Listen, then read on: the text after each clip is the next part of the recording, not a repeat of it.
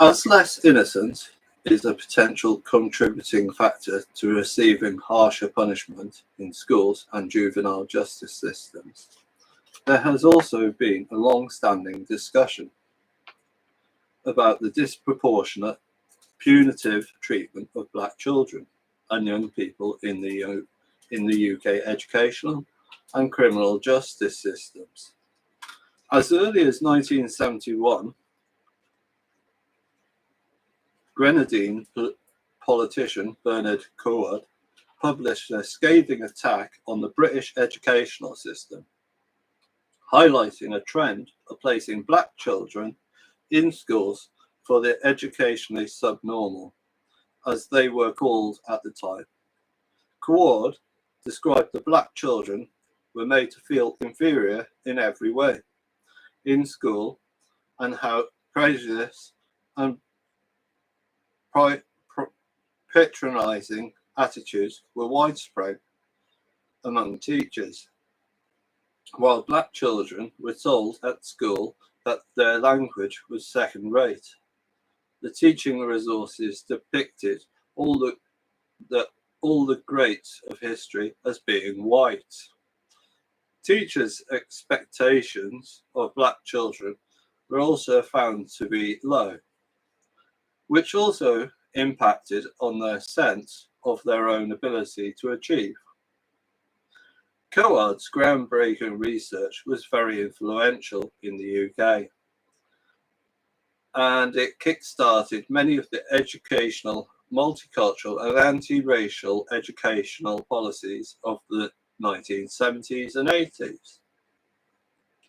Findings from observational studies have also supported Coard's argument, with many researchers arguing that black and white pupils are treated differently in schools. All of the black young people in my study talked about the ongoing conflict between themselves and their white teachers, resulting in many of them being excluded from school and or underperforming academically. These studies suggest that black students typically experience greater amounts of criticism and conflict in their relationships with teachers than their white peers. Even outside the school environment, black British youth have had to contend with the effects of the structural racism. In particular, during the past 5 decades, they have found their activities and behaviours on the street scrutinised and targeted by the police, resulting in long-standing racial disparities in the use of stop and search by police. Reminds me of another subject, this stop and search in this area.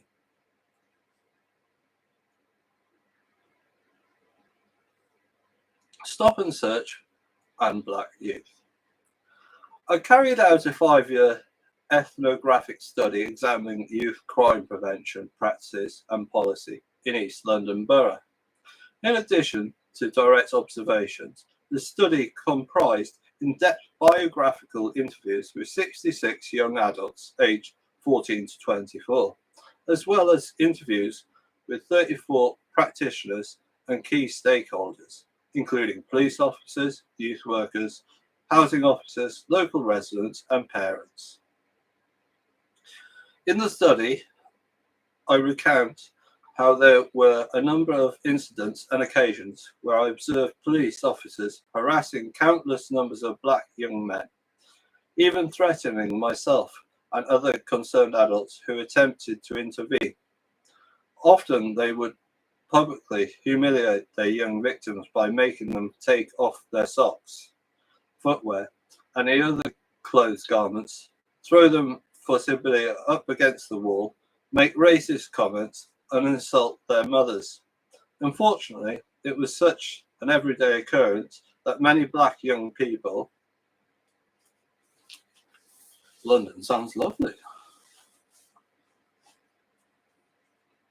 In the 2U neighbourhood viewed it to be normal, as 2 interviewees, Jarnell and TJ, described. Jamal: to be honest, I get stopped on a regular. When it first happened, I was like angry, and that because they can get rude and a bit hyper, they try to intimidate you and get a reaction and all the good cop, bad cop shit. And when you were younger, it's like kind of works. But now, after a while, I just got used to it. Like I thought it was normal, to be true.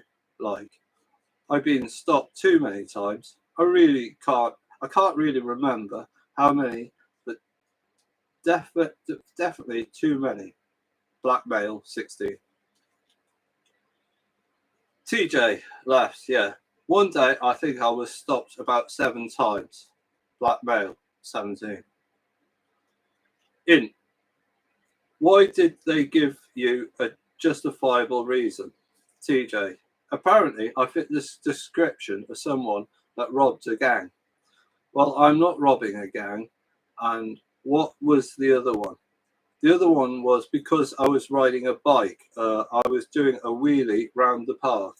They said it was reckless riding, but really, I'm not on the road, so I'm allowed to do that. They just kept stopping me as well. In. This was all in one day. TJ, yeah, one day. Yeah, one, yeah. In. And other than that, have you been stopped and searched as well? TJ, oh yeah.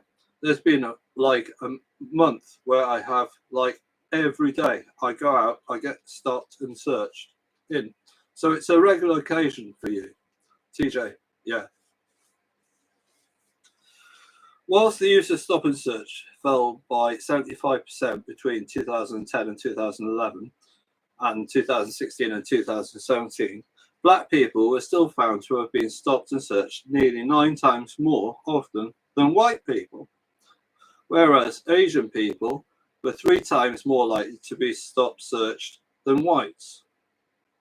The ethnic penalties arising through stop and search and other police actions continue to go through to prosecution, conviction, and sentencing. Between 2006 and 2016, the proportion of young people aged 18 and under in prison who were black, Asian, and minority ethnic rose by 25% to just over 40%.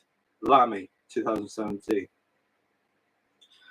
As of May 2020, 51.9% of youth custodial population were from a black, Asian, minority ethnic background, 29% black, 11.7% mixed, and 11.2% Asian. Oh, you need to get into American levels. The general 10 to 17-year-old population is 4% black, 4% mixed, 10% Asian, and other 82% white. Key points. Research by social psychologists in the US has found evidence that black boys and girls are viewed as more adult-like, and less innocent than the same age white peers.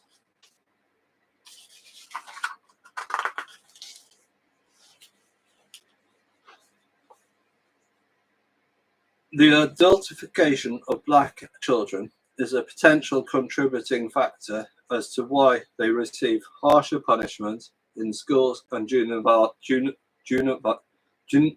why can't I say that word now? Juvenile, I can't say it. Justice systems.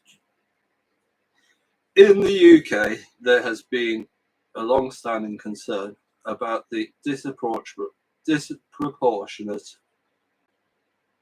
punitive treatment of black children and young people in the educational and criminal justice system. Studies examining racism in schools suggest that black British students typically experience greater amounts of criticism and conflict in their relationships with teachers than their white peers.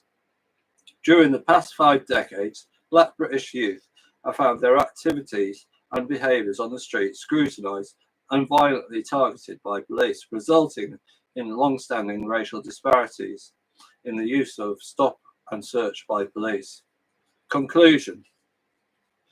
The chapter began by exploring the concepts of race, ethnicity, and racism and their place in the contemporary society. While the idea of biologically distinct races has been discredited, race still remains a pervasive concept in society and can lead to acts of racism.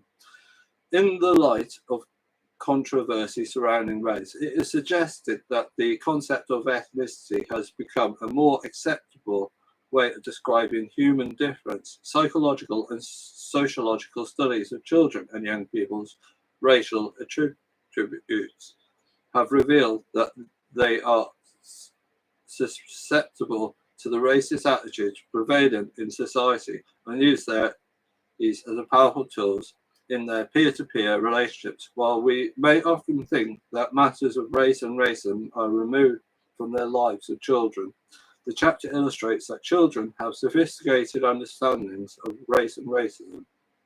These issues are central to and have the real impact on the lives of both children and young people.